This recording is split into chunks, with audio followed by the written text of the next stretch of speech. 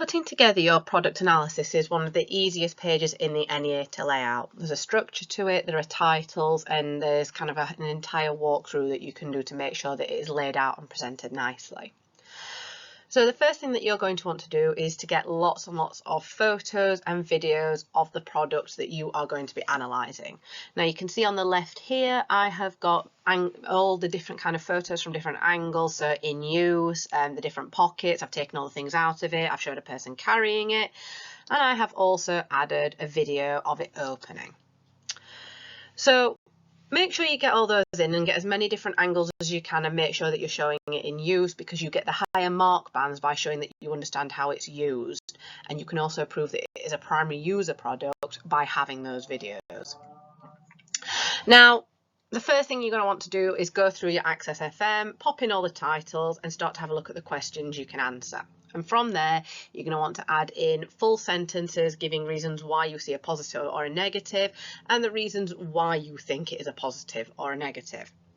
Now, as it stands, this black writing is actually, it's quite a lot of writing. It's quite a little bit overwhelming to read. And once you've got a full page of this, it might be a little bit intense to read. And what we're going to need to do is signpost, like we've talked about before. Show the moderator and the marker that you understand what you're looking at and that you can see those negatives and positives. And the easiest way to do that is to highlight your weaknesses in red, and your strengths should be highlighted in green. Now, obviously, like with traffic lights, red means stop, green means go, so that instant kind of colour recognition will be there no matter who is reading it. I want you to then go through and fill in all the rest of your questions for all your titles, so cost, customer, ergonomics, safety, etc., making sure you're using those highlights with each one and making sure you're using full descriptive sentences. Now, for some of these, you may have a really long section or you may have a really short section, because there may be quite a lot to say about one section, or there might not be very much. And that is okay as long as it is varied throughout, as long as if some of them are short, others of them have got a little bit more description. What you're then going to want to do is make sure that you relate this back to your user wants and needs and your design brief. How does this product match up compared to all the different wants and needs that your primary users and your stakeholder wanted?